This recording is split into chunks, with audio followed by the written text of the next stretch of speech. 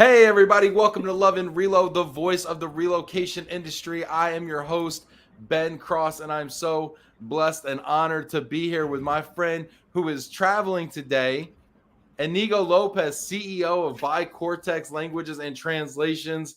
Inigo, how are you doing? Hi, I'm doing great. Thank you very much, Ben. What about you? How are you doing today? I'm phenomenal. I dropped my son off at school today for his first day of second grade, so it was a very emotional day today. Um, so I'm processing that kind of stuff, and as we're talking about work-life balance today and how to manage a company, how to go on holiday with your family, and how to be present kind of in both worlds at the same time. I can't wait to hear how you do that. Everybody out there, hit that like button right now. Send some love out to Inigo right now. If you've got questions about how to manage a team remotely, how to be present, we're going to be talking about all that stuff. I want to hear from you out there. Inigo, I have to ask you, have you been kidnapped? No, not yet. Not yet. It's my Where in wife the world who is are you driving right now. now, Inigo? Well, I had small issue because we just took a ferry from the UK to France, from Dover to Calais in France, but the ferry got delayed. So, literally 5 minutes ago, they let us get out of the ferry. So then we said, okay, what do we do? Where do I do this call? And then my wife is just driving a few minutes until we just get to a parking, so we can have it in a stable and not dangerous location with cars back and forward. Well, this is fun. I don't think we've ever done it from a moving vehicle before. We've had truck drivers who have been parked. I think we've been on a boat maybe once. I don't even know. This is the first time I think we've done it from a moving vehicle. So, a new first. So, bear with us on the sound and the internet, but get involved. Hit that like button out there. I want to know who you are, where in the world you are. So, check in right now. We got people from all over the world checking in. We got Jana Chazanowski from Brazil in the house. Great to see you, Inigo. Happy Thursday, everyone.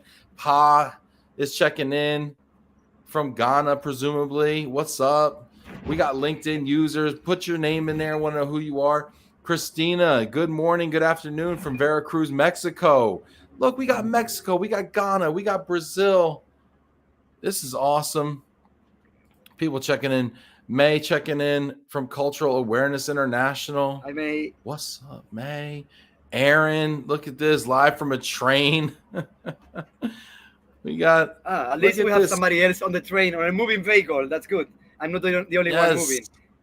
Yes. Look at this. San Diego's in the house, Kansas City.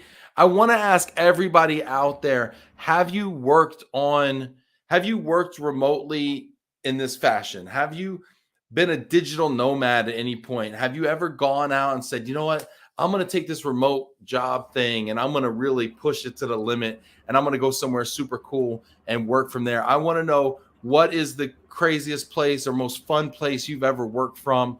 Put it in the comments and we're going to get into that. We've got Canada in the house. That's got to be like a half dozen countries right now. Check in. Hit that like button. Inigo, so tell me what you're doing right now. I see a lot of posts on LinkedIn. What is this experience that you're going through right now? Well, basically, in case you don't know, in Spain, the children they have 3 months holidays in summer. So we do have to have them anyway. So then we decided to travel part of these 3 months and go on a trip road to the UK. So we started our trip on June 24th. Again, we started from Spain. We went to So France, June then took the 24th. ferry to the So it's got to be UK, about and then 6 from weeks there, now you're going on.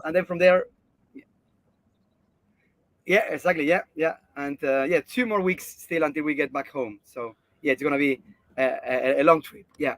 6 months. And what are all the places you visited with your family?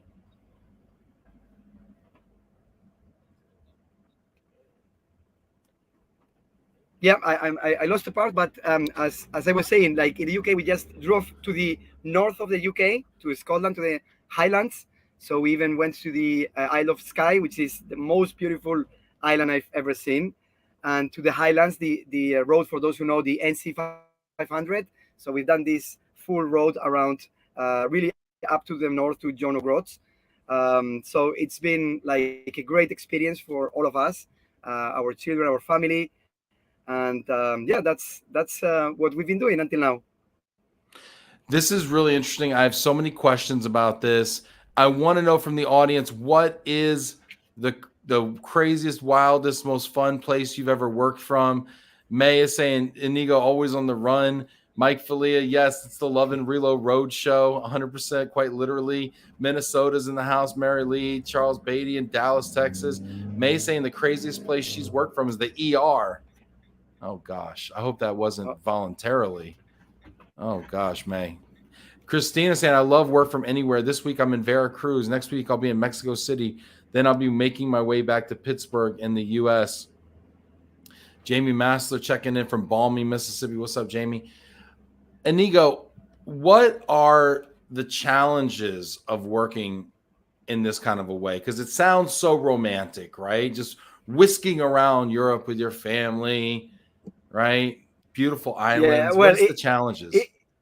It is not that romantic, to be honest. So can your wife hear you right now? Yeah, my wife is hearing me. I hope she's concentrated on driving and doesn't come here to slap my face. Yeah, actually, imagine we are in a camper van, which is like 7.5 meters long. So not small one, but still it's 7.5 meters, and we are 5 people: my wife and my 3 children and myself. So it is really challenging. Like there are moments where one starts to scream, the other one fight, the other one complains, and I'm trying to work. So I think one of the most challenging things is that I still need to work. So I try to work like early in the morning for a while, then late in the evening when everybody a call or something important, I drop whatever we are doing and just I say bye bye. I have to go, and that's how we do it. Like I try, like for instance, to have like weeks or days where I have my conf calls. So if I have to discuss with someone, I try to put all of them on the Tuesday. So then I stay by myself for 2-3 hours on the camper van, and then they go to visit a castle or whatever they do. And my wife also works for the company. And your wife's working. So wait, is your wife working during the day also next to you, side by side, basically? Well, no, we do it in turns. Like when one is working, the other one is with the kids, or sometimes like at night or in the morning. Yes, we are both working. So I would say that this is the most challenging thing, because I can't really choose when I work. More or less, I have some times, but then when there is something important, I really need to drop anything. So yeah, this is working quite fine, I would say. Like my children, they move a lot, and they make a lot of noise. They are at the back. So now I gave them like lots of M&Ms and say, okay, just stay there. The three of you, don't move, don't even breathe. Don't breathe. I love it. And it seems it's working, right? You can't hear them, right? No. It sounds great. I think it's impressive that you're doing an interview in a moving vehicle in a foreign language on Wi-Fi right now. So kudos to you. I want to ask you though, if you were to do this again, well, first of all, will you be doing this again? Do you think you'll do this again next summer? Of course, yes. I mean, I will do this like every summer. Yeah, that's no doubt. Like it works. That's the bottom line. It works if you are able to manage your time, your tasks, and I would say that nowadays my customers, partners, colleagues, they accept it. Maybe before COVID, when like home office were not that accepted, right. I will have some more doubts. But now I really don't care what other people think. If they like, they don't like. If you are, or if they are my customers, they know that it works. And when they ask something, I deliver. I've just sent like a couple of proposals during the ferry just before I lost my internet connection. So I sent them, and and it works. Yeah. I want to hear the questions. This is really fascinating. I want to hear the questions out there from the audience. Inigo, you are living the dream. We're going to get to all these questions. We got Denise, Anthony, is that Archana or Arcana? We've got a lot of questions here. I want to know what you have to say or what your thoughts are, your comments about this whole digital nomad strategy. I'm going to ask you one more question though before we get to the viewer comments. So you say you're going to do this again in the future. And as a father with young children, this is also my dream kind of, is to get like a big RV, hit the road, drive somewhere cool, set up shop. They look pretty comfortable nowadays. How would you do it differently, knowing what you know now and having this experience, been on the road for almost probably 6 weeks now, it sounds like? How would you do it differently next year? Well, everything moves around the children. If the children are not happy, then you're in trouble, because this is a very small space and they can't just go to the room and do their things. So we've tried to do it this time, and it worked. But I would do more activities every few days for them. So we've done it here also, but maybe like some more. Like for instance, this time we've got them in a summer camp for a week. So during 1 week we stayed on the same small city, and then they went every day for 8 hours to the summer camp. So you actually visited a city and put them in camp there in that city, and then you'll take them and go to the next place. So you're stopping and actually engaging there locally. Interesting. Yeah, exactly. So what I think is important, like for instance, 1 week you go and visit a town, cities, towns, castles, but they get tired of visiting things. So then the next time you go to, I don't know, to Disneyland or to Adventure Park or something. Then the next time you go and meet some children. They do need to meet other children. So this time, the first 2 weeks, a family came with us in another campervan. So during 2 weeks they were with other kids. So that worked. Oh, so another family kind of went with you in a convoy and in that way they have friends. Really interesting. I want to hear what questions you have for Inigo out here as he's living the dream on the road, being a digital nomad, running a company, being a dad, being a husband. I want to know what questions you have for him. Let's see here. We've got people checking in here. She says, I've never ever done this. Is it Arcana? Arshana? I'm not sure. Let me know, please. I've never ever done this. Working for digital nomads is now raising some immigration compliance issues, and we are working towards solutions to make this possible for all digital nomads without having to worry about compliance. Inigo, this is a really great point that's brought up here. And it's a point, I mean, we're in the global mobility industry. Are you concerned with compliance, tax, immigration, any of those issues? I mean, I'm not in the immigration part, so I'm not an expert at all. And to be honest, I haven't even checked. Like, that's the truth. I actually was gonna like leave, and then somebody told me, "Hey, remember that the UK is not Europe anymore. You need your passport." And I say, "Oh my God, where are the passports?" So we checked the passports, and then like 2 or 3 were already expired. So we needed to just go to the police to renew them, and then so all of us had passports. So I don't even know if we are allowed to be like for a few weeks in the UK. But in any case, what's working like for the government? Does it mean like working 10 hours, or if I check my emails and I answer some emails, does it count? Like I think it's. I think we should ask. Let's ask our friends out here, right? We've got some immigration people here. You know, Ben Sukia says the immigration police is watching. LOL. Thanks, Ben. We appreciate you. Way to put a downer on this whole discussion, Ben. Ben will do that. You know, Ben's are like that sometimes.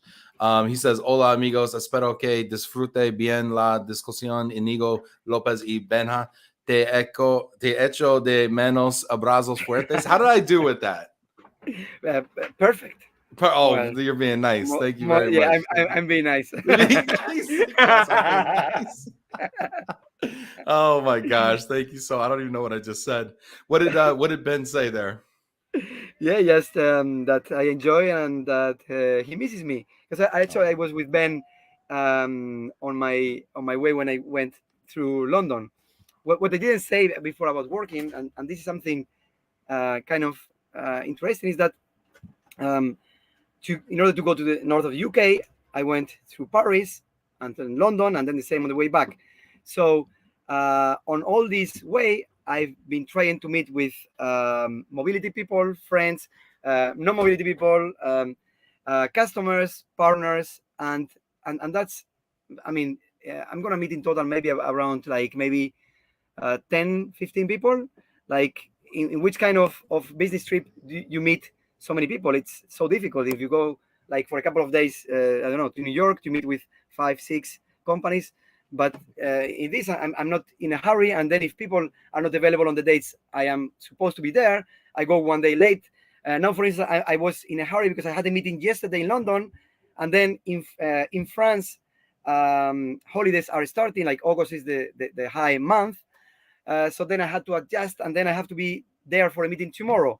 So that's why today it was my day of traveling from London to Paris on a single day. So I will have to sleep there in Paris, and then tomorrow have my meeting. So I think that's interesting because I do have like work meetings that are like more or less serious, but I also meet with people from our sector. Like I met with Ben and with some other people from Paradigm Community, which I am a member.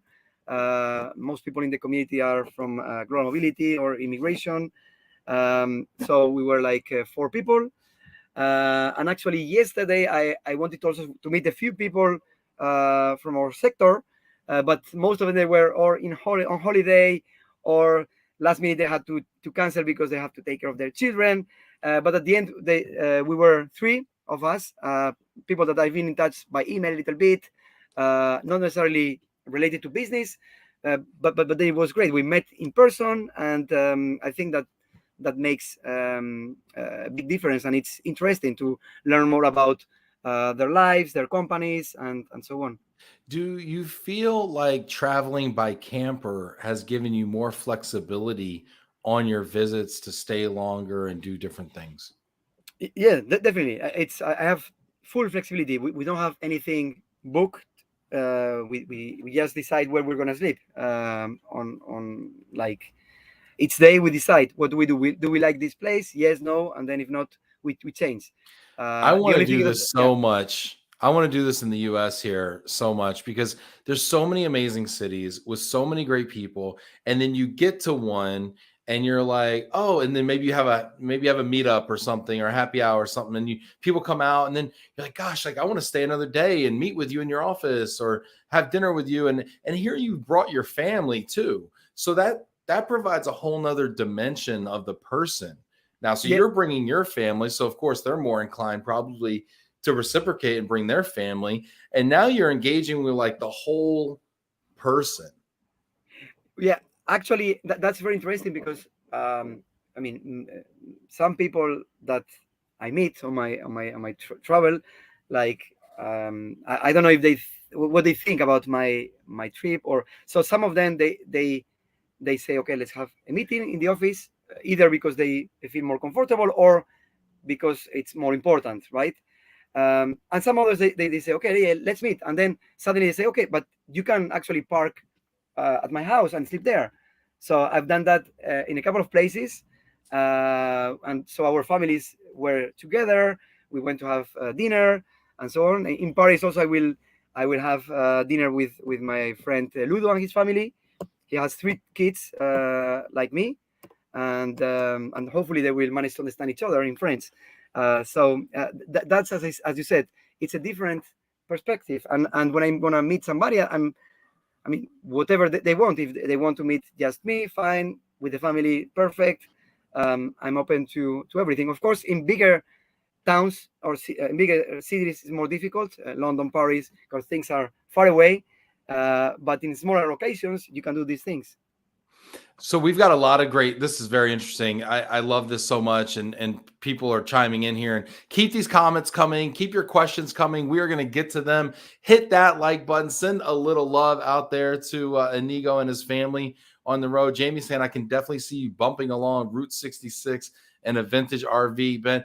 Jamie, yes. However, I don't think I'd be in a vintage one. I think I'd be one of those fifth wheels with like 2 bedrooms, like big, the big old one with the flat screen and like all that stuff on it. Cause I do like to, glamp a little bit. Quigley checking in from sunny Florida. It's good to hear from you, Quigley. I hope you're doing well out there, buddy. Jorge, hello everyone. What's up, Jorge? Jana's loving the Spanish. Yes, Jana, appreciate that. I'm trying out here.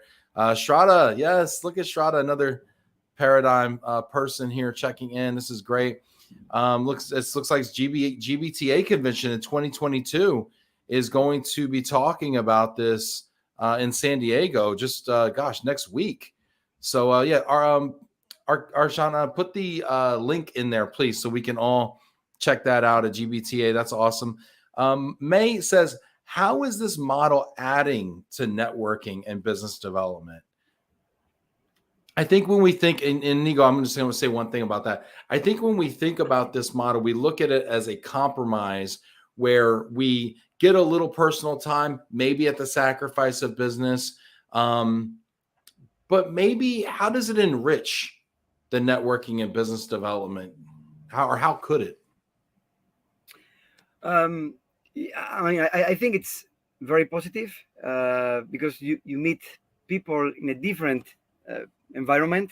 It's not in a real meeting, and then that you can easily become friends and then do more things, and which is great. It's similar to the big events, EURA or ERC and so on.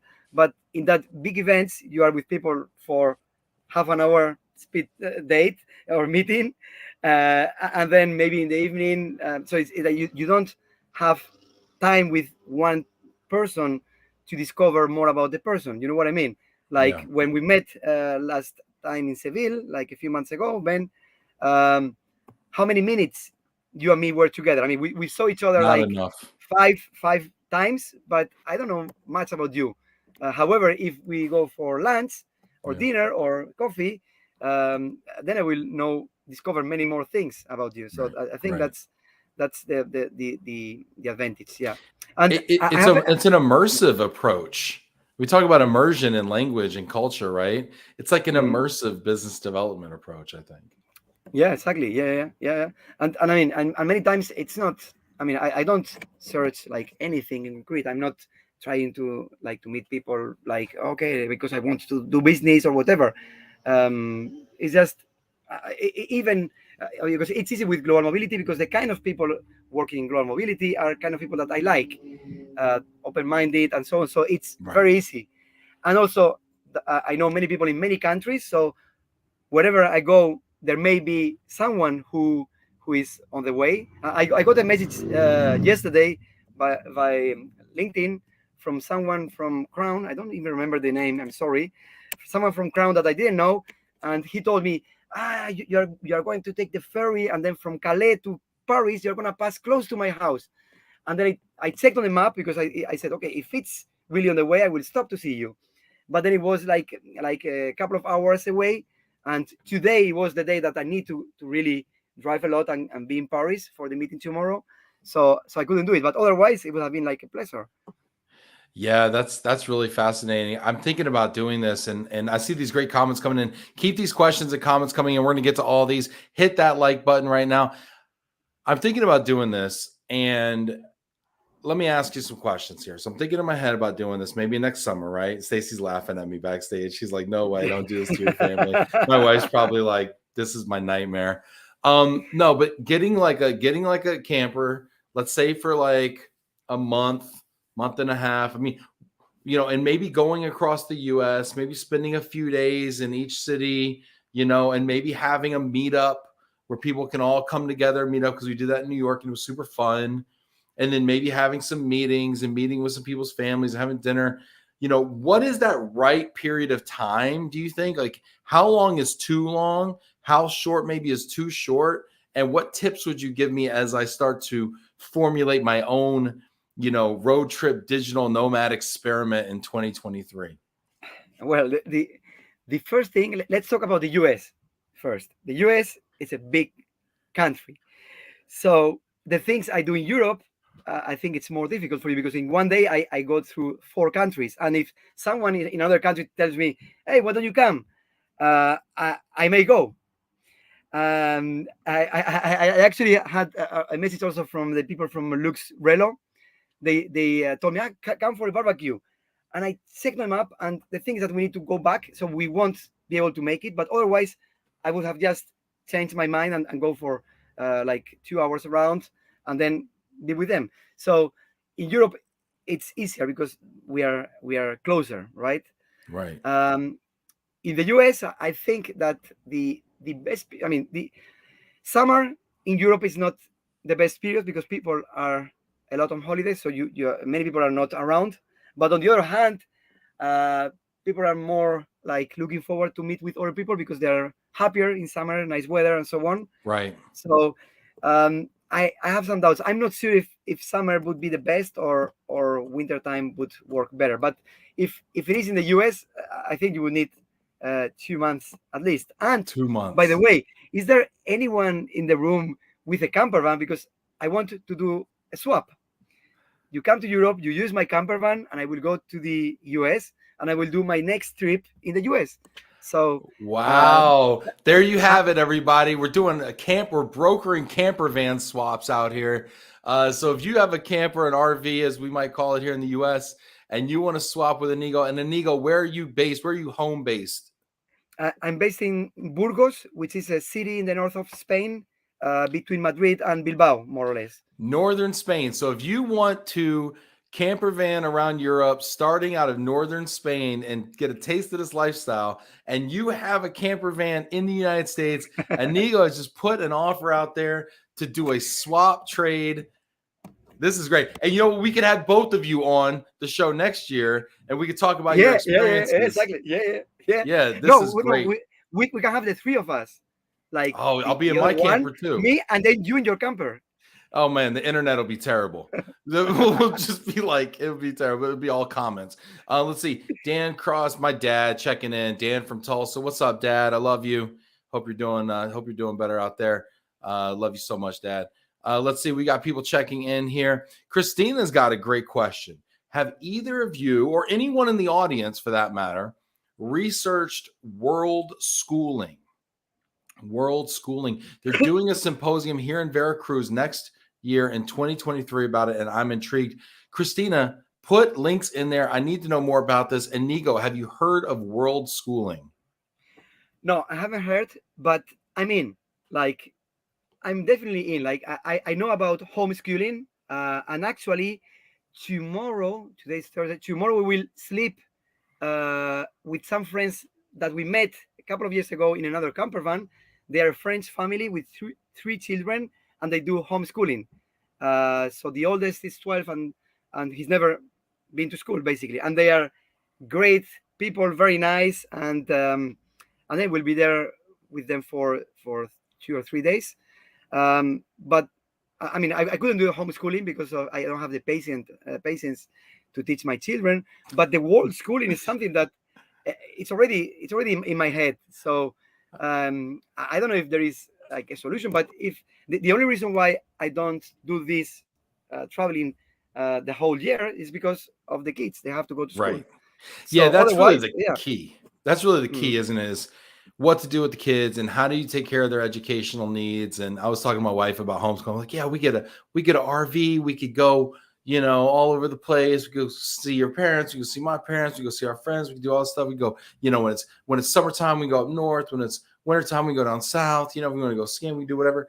And she's just like, no, I'm not homeschooling these kids. They drive me nuts, during the summer. I definitely can't homeschool them. And here we got Inigo is over here, professional language teacher. And he's like, listen, I ain't teaching these kids. All right. We're not doing that. Well, I'm not a teacher myself, by the way. So maybe that's why. Yeah, this is really interesting here. People are saying you just created a new business, Inigo. Very funny here. Let's see. My dad says homeschooling advanced your brother and sister's education beyond their grade. Cool. Yeah, Have have have have their mom come and do it for my kids. I mean, that's great. Like, but just it ain't. We don't have the skill sets here. Arshana's saying world schooling. Wow. Yes, I need more information about this. Let's see. Let's see what else we got here. You know what? We got a good question here. Look at this fun question here. Anthony Walmsley. Anthony, it's been a while. Thanks for checking in. Inigo, how do you stay so happy in this industry? Anthony wants to know. What do you mean? Like, of course, I'm happy in this industry. That's the best industry ever. Like, I used to Why? work used to work in telecommunications. I'm a telecom engineer, like working with satellite communications, which looks like, oh, great technology. But I mean, that was kind of less exciting. Like people were not so open. There were many gigs also. So here, like people are so nice, and also you are dealing with people. You are moving people. You are helping people to be happy in the new location, and it's related to travel or to countries, to geography, which is what I love. So I think I couldn't be happier as I am in this industry. Yeah, it's a pretty cool industry here. Let's see here. Christine has given us some more information here. The new information Mm. hasn't been announced yet, but stay tuned. Homeschool umbrellas typically have resources that you don't have to be a teacher, and you get resources in your facilitator to guide your child through books and experiences. What I think also the missing piece too is like having meetups in different cities where you can meet up and play sports. You can meet up and do like a field trip outing to a museum or art, because I do think that social interaction is really key, and being able to collaborate with other students is really key, and getting out of the camper. I mean, I know after a while it probably gets a little tight in there, so I think that's key. But I mean, if you could put together an infrastructure where you could do the home-based learning, which the parent facilitates, but then tie in weekly or even a couple times a week, maybe depending on where you stop, tie in these little engagement activity touch points. To me, that seems like it could be the perfect opportunity. We have a question coming in here too, Inigo, for you, and we haven't actually talked about your business much, but Denise is saying, Inigo, how can you support me working as a Spanish teacher in Chicago, working for BiCortex Languages from Europe? Sounds like Denise wants to teach Spanish in Chicago. How does she get into that? Well, I mean, we actually operate worldwide. We do really a lot in the US and in the Americas. So we are a global company, and what we typically teach is the local language of the country. So in the US, we would teach mainly English, but from time to time, there are families or expats that prefer to take pre-departure lessons. So if they're going to move to Spanish-speaking country, they would take Spanish lessons in Chicago, for instance. So it's not that doesn't happen like every day, but we do teach like crazy combinations from Chinese in Liechtenstein, Polish in South Africa, any combination of language we've done in different countries. So that's the day to day to us. Yeah. That's really interesting. You talk about the combinations, because I always think about teaching Spanish or teaching Chinese, but really it's teaching, but you also have to know the home language, presumably, right? So if you're teaching, Spanish in Chicago, you have to know English and Spanish. If you're teaching Chinese in Spain, you have to know Spanish and Chinese, or Mandarin, really, right? So I never really thought about that. It adds a whole lot of complexity to it. Yeah, and it is even more complex when we talk about relocation, because, for instance, imagine let's put like a Norwegian from Norway moving to Thailand, and they want, for instance, Thai lessons face to face in Thailand. So, as you said, ideally it should be someone who speaks Norwegian to teach Thai in Norwegian, but that looks like crazy, right? So it's really very difficult, and also that it's a qualified and experienced teacher. So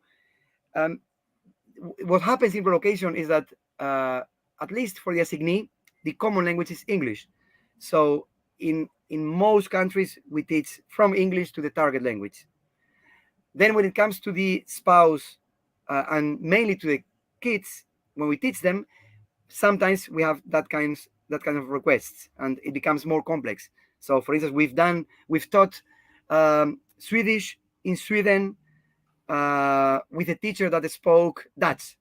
That was for children, and they didn't feel comfortable in learning from English. So that's why we had to get a teacher that spoke Dutch. So yeah, in theory, ideally, as you said, Ben, if the teacher speaks your language, it would understand the mistakes you may do or the kinds of constructions of sentences that you do. But also we have to be um, like knowing that some combinations are impossible, nearly. Speaking of combinations, I've heard of this concept of false friends, and it sounds kind of controversial almost, right? What does this concept mean? False friends. What does that mean? Yeah, when we talk about languages, a false friend is a word that you have it in your mother tongue, and then when you're going to speak in another language, there is a similar word, and then you think that it means the same, but it doesn't. It means something awful, for instance. And Can you give me this an may be, example of that? yeah, for instance, one typical example between Spanish and English is in Spanish, when you have a cold, you are constipado, right? If you So told then me you, you were constipado, I'd say, Inigo, that's personal. You need to take that to the exactly, bathroom. exactly. So when you speak with a Spanish speaker that maybe they don't have a good level of English, they may say that, and that would be like they would really think that means that they have a cold, but then it will sound like very strange. And the same happens in French. Constipé means constipated, like in English. So Yeah. Also, if Spanish you called speaking, out of yeah. work constipated, I would be like, listen, you need to suck it up and come on in. Okay. All right. You need to there's no reason to miss work, constipation. Yeah, exactly. Or another word would be like between Spanish and English would be embarrassed. Embarrassed. If you try to speak Spanish, and then you say I'm embarrassed, you may say embarazado, because that's a word. But embarazado, embarazada, that means pregnant. So Oh, you may end up saying that you're embarrassed, but you are saying that you're pregnant. I'm So actually that's really embarrassed now. that. Wow. That's wow. I don't know if I told anybody I was pregnant in Spain or not, but Yes, in Seville, many people were talking about you saying, "Okay, is this guy pregnant?" people would have believed I'm it joking. too. That's the funny part. That's funny. Is there any other ones that come to mind? Because this is a really Well, funny topic. one that I love is between Spanish and Portuguese. Exquisito. Exquisito in Spanish means great food, like really nice, that you loved it, right? So Yeah. when somebody invites you for dinner and you say, "Wow, this thing that you've prepared is exquisito," but in Like Portuguese, exquisite. yeah, exactly. But in Portuguese, it means bizarre. So imagine that you say, "Oh, this food is bizarre," and and then Yeah. you may be in trouble. It's funny, as you're talking about language, I love these stories.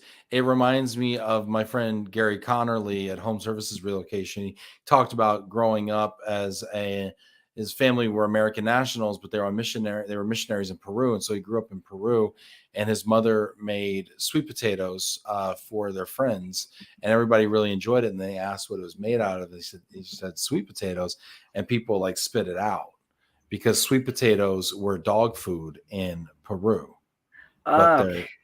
they're like a provincial, delicacy here in the United States. So it's very interesting. Hmm.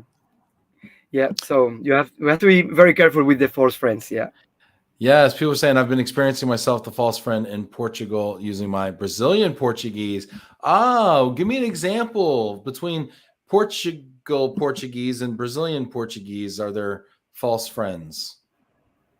Super interesting.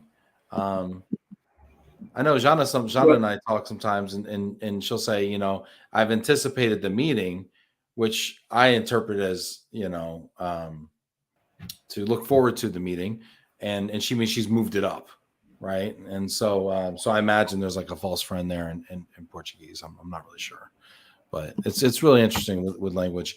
Um, this is really interesting. Can you tell me a little bit? You mentioned paradigm.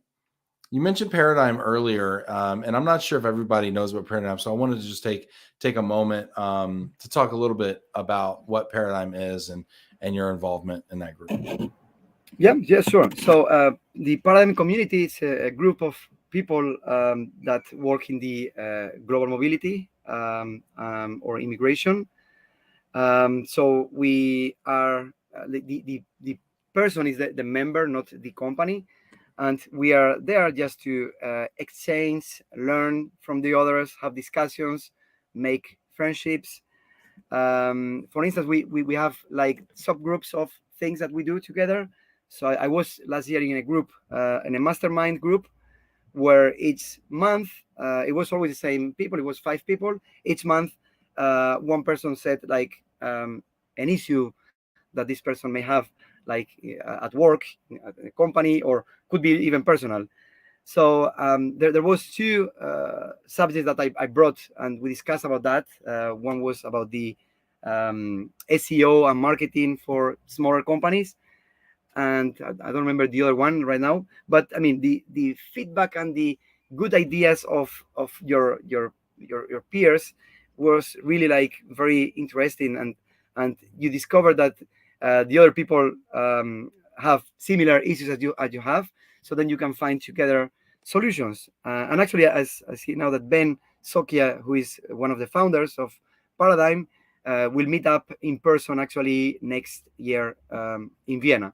So it's a very interesting community. If you ever want to know more, you can just contact me, and yeah, I can give you more details. But Yeah, yeah, I think it's important to be in touch with people that are nothing to do with. They are not your customers, your partners. They are just people in global mobility doing other things. And as I said before, like I met some of them during my trip, because it's like we like to meet in person, and the paradigm was created. I think it was we've done the first year, so it was like during COVID. So there haven't been any in-person meetings, so that's why next year meetup is going to be great.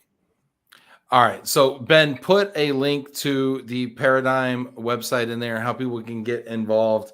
Inigo, you have to interview Denise. She's over here campaigning very hard. She's actually debunked my myth about sweet potatoes. She actually loves sweet potatoes, if that is a qualification for the job.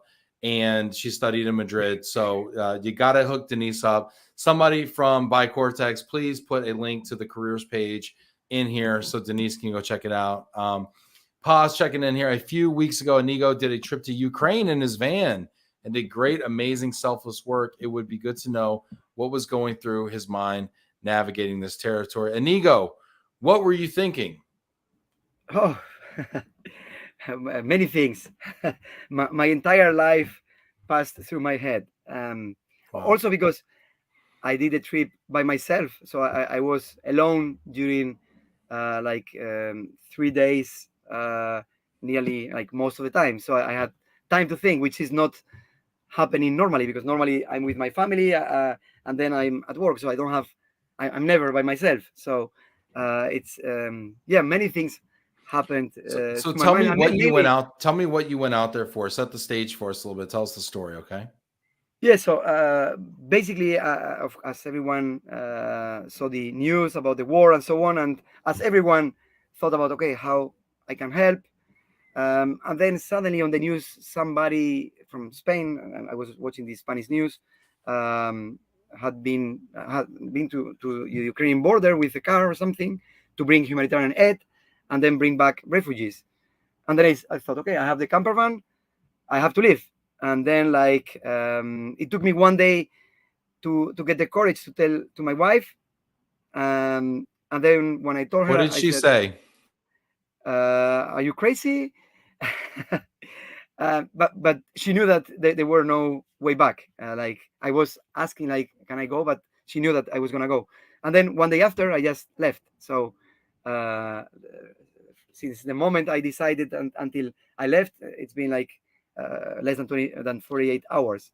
What Yeah. what was your mission going over there? And by the way, this is a heroic of you. What was your mission going over there? Well, I just wanted to help, and I thought that like they needed like things like, so I brought medicine, food, some clothes, many like lights, and things that I was told they needed. Probably like after like 1 month after I went there, many of these things that they had, because like every country like dropped lots of things. But at the time I went there, many of the things I brought, they said, okay, I have this. Oh, that's great. So I think that was like really helpful. And also I brought back, well, actually I met by chance two other camper vans from Spain. So then we did a trip back together, and we brought in total 13 refugees. That again, there's been some official, because everything I did was like on my own. Like it wasn't organized with an NGO or anything. Uh, and there were things done by the NGOs, governments, like they brought like buses of people, which is to many countries, which is great. But I did something for these specific people that otherwise they would have been like days there without being able to travel. So Like I just want to yeah, understand what you're saying here. So you said you brought 13 refugees back in your camper van? not in mine, like in the three camper vans in total. Oh, So it was wow. 13. Yeah, yeah. Who you went with other people then? Like other campers and camper vans? Well, these camper vans, it was because I mean I decided to go, and I was gonna leave, and then I saw in a Facebook group that somebody else said that they were leaving on the same day with a camper van, and I just called the person I didn't know. I said, okay, I'm also going there. So that's how we get to know each other. But we didn't Wow. know, and they were also like without any NGO or anything. So When you um, got there to Ukraine, did you go into the country of Ukraine or where did you? no, no, because that was the worst part of the war in terms of the like the west part. Like they were actually, they attacked the closest town in Ukraine to the place where I was. So it would have Wow. been a great idea to go inside. So no, I just went like, it was I think 2 kilometers away from the border. Wow. So there And were then I made, yeah. refugees at the border there waiting, like just looking for relief? Uh, yes, but it was like quite well organized. They were not like in the street laying down and dying or anything. They were all on a shopping center. So all the shops were empty, and they were with portable beds, and Wow. there were lots of like restaurants or food for them, free of course. Wow. The World Central Kitchen NGO, they were there also. They were fine physically. They had a bed, they had food, and it was warm also, because it was very cold in Poland at that time. But they had heating in the shopping center, because as I had the camper van, I here have shower, hot water and everything. I thought even about, okay, what if I go to the border, and then when like the moms with babies, small babies come into Poland, I let them like take a shower or something. That was like, because I had many ideas of things I could do. Right. But at the end, once we got the people that needed to be brought to Spain, the mission was get to Spain as fast as possible. They really wanted to get here, and forget about, yeah, the what they've lived. Yeah, So really get as far away as fast as possible. And you got yeah. them to Spain and were they welcome there? Were they provided asylum? Like how did that work, that process? Yeah, actually, again, I didn't have a plan because I didn't have time to prepare anything. So I said, okay, I'm gonna bring somebody who wants to come to Spain, and that's it. Whoever wants to come, I will drop them wherever they told me, or if not, they will come to my house. I mean, I didn't have any other option, right? But what happened is that everybody that we brought, they were gonna stay with their family or friends. So basically, we dropped them around different cities in Spain, and they were with their family. So yeah, So many of them had families or friends and networks there that they could kind of come into. yeah. If you think about the map, Poland is far away from Spain, so people who didn't have a place to, or friends or family, they don't want to go to Spain. It's too far away. They prefer to stay in Poland or the Czech Republic or Germany, like countries close to Ukraine, because nobody, none of them wants to get like a better life. I mean, they didn't need a better life. That's my view. That they were fine. Like, it's not a poor country. They were fine. So what they wanted to go back to their country. And actually, out of the people I brought to Spain, half of them, they are back in Ukraine. People from cities from the west side and from Kiev, they are back to their husband or families and so on.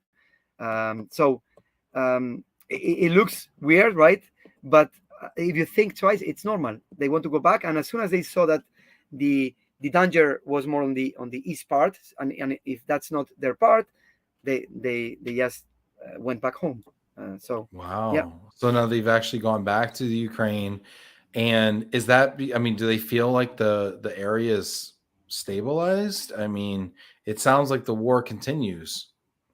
Well, actually, I mean, as with everybody, like with some people you have more feeling than with others. So one family who went to the west, I mean, they were very nice and so on, but when I write to them by WhatsApp, they answer like very short things. So I don't know what it means. We don't even speak the same language. I wrote, like, I just translate with Google to Ukrainian, and then they answer back. So so with these people, I don't really know. So they told me that their family are fine, all their properties are fine. They told me that the city where they are, it's really on the west.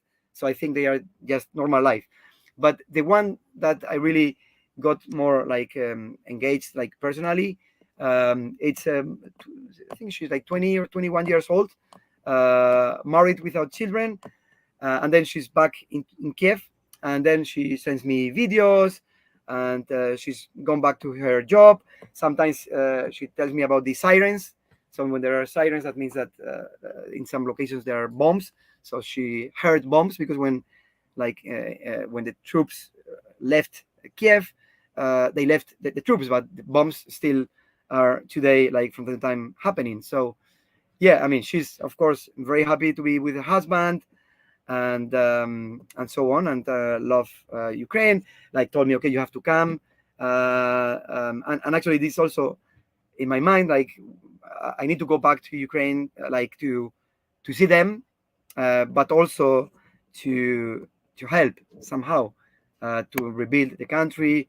I'll see, like, once the country is safe. If anyone in the room wants to join me, you're welcome. But yeah, I think I don't know when, but it's mandatory. I will go back to the Ukraine and then do things. Yeah. Wow. Pa says you need to write a book. It's quite an amazing story, Inigo. Yeah. How did you decide when you got there and they were all at the shopping center and everything? How did you decide who you were going to take? I mean, there's so many people and you just have a camper van. Okay, so you're asking a tough question, right? Yes. Well, actually, there was a network in Spain, and I'm sure in every country it was a network of volunteers, people who are just normal people, no NGOs or government, just normal people who actually got messages from people from Facebook or whatever saying, I'm from Ukraine, I'm in Poland. So get these people and then put in, like, on a database, and then take the people of the Spanish traveling with campervans or with cars, and then put it in the same database and then match them. So basically, when we arrived there, we got a few out of the 13 that were already assigned to us. So it was interesting because some of them they were brought to us by the French fireworkers in an official van of the fireworks. I don't know how, I mean, or from when, Yeah. but basically they delivered to us, and then we said hello, blah blah, and then they left because they needed to go because they went inside Ukraine to get people, and then Wow. yeah. So we got some of them like this, and then we had still like I think 5 or 6 spots, and I didn't want to miss any single spot. That's why I was by myself. Otherwise, I would have been with someone else, with a friend, right, to speak at least. So the others, I physically went to the camp, and there they have like they had like a place where you say how many spots you have and where. So then I told the guy, okay, tell them that I have 6 spots to Burgos. Burgos is my hometown. Right. And then 6 to Burgos, nobody. Like then okay, say Madrid because it's not far away from where I am. Madrid, yeah. So then I just okay, say Spain and whoever it comes. And then when it says Spain, that was a tough situation because I got more people than what I could. So you got none for Burgos, but you Yeah. got one or two for Madrid, and then you said Spain. Everyone's like, "Yeah, I'll go to Spain. What's up?" Yeah. So I mean, it was a terrible decision. I mean, terrible, difficult decision. But I had to choose who I brought and who I didn't. I actually I only didn't bring like 3 people. It was like a mom and and a daughter. And the reason why I didn't bring them and I chose others, which is terrible, is basically because if I chose them, I wouldn't have the full campervans full. So if I got a different family, I would have like full, and then we could just live. So you couldn't pick the 2, the mother daughter, because you had like a 3, like a mother, Yeah, 2 exactly. daughters or something like that, and so you Yeah, got to try exactly. to So, optimize the space. but also out of the contacts I had, I put her in contact with a lot of people, and then I actually had a plan for her to actually get to Spain. So I know we're running out of time, but I got to ask, since you've been to the border at Ukraine, and since you have such a heart, obviously, to serve and help other people, and you feel it's mandatory for you to go back, we're hearing your story. It's been a while since the war started. Sometimes we forget, right? But I think a lot of us are inspired by what you're saying, Inigo. In your opinion, what is the best way that we can help today from wherever we are in the world? Well, I think it's difficult to say because like many people or most people, they would say donations. So do a donation, but even myself that I've done donations, I don't really know where this money goes. Like it's difficult to measure. So on my side, what I'm doing, and maybe some of the companies here want to cooperate. What I'm doing, we are having free Spanish lessons for refugees online. So we've done like yesterday, up until yesterday, we've done 250 hours of free lessons, groups of up to 10 people. So it's many people taking lessons with us. So if some company want to cooperate financially, then we may have larger groups or more groups or other languages. It's a very small thing like what we are doing, but I think if we can help somebody, that's helpful. Sure. And also, I know that some other, I think the CEO of K2 Corporate, I've been told that he's also been to the border. So they've done like interesting things. So I think I would be interested in doing things together with any other company in global mobility. Yeah. Because you are small, so if you get larger, you can do more things. And then the next step would be a donation. I mean, the donation is always very good. I've donated, for instance, myself to the World Central Kitchen, and the reason is because I saw them; they were physically there. So, okay, this money is gonna go somewhere. But there were many other NGOs going there. It's called, I'm sorry, it's called the World Central Kitchen. Is that the organization? Yeah, it's an American organization run by Spanish chefs, very well known, and they do like anytime there is humanitarian crisis, or earthquake or whatever, they put their kitchens there in real time, like in 1 day or 2 days, they are serving food there. So Wow. it's quite interesting. Yeah. That's great. Inigo, we could talk for a long time about this, and I agree with Pa. You should write a book called The Adventures of Inigo. It's a catchy title. True. And Inigo, I'm inspired by your heart, by your willingness to serve, and really, it's just amazing. And it's great to know you. I'm so happy that we met and we connected in Europe.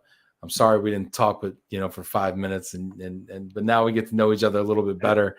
Yeah. Maybe we'll camper swap next summer or something. I can't wait to see you in the US. It'd be awesome. Inigo, do you want to leave us just with a final thought as we close today? Well, my final thought would be that I think life is short, so I think it's important to enjoy life, and also to be a good person, or try to be not that I'm the best person ever, but try to make the other's life better. I'm talking about personal and also business life. It's not everything about money, but of course we need money to live, so that's why we have to work. But yeah, I think we anything we can do to make the world a better place, we should try to do it. And now that we talk a lot about sustainability or corporate governance and so on, let's try to make our companies more like helping to do a better work. So that would be my final message. Yeah. Love it. Thank you so much, Inigo. And thank you everyone out there who came out today and supported in the comments. Hit that like button, throw some love out there to Inigo and his family as they travel around Europe and start to wrap it up. Thank you for coming to us from the camper, Inigo, and look forward to talking to you soon. Thank you very much, Ben. Take care.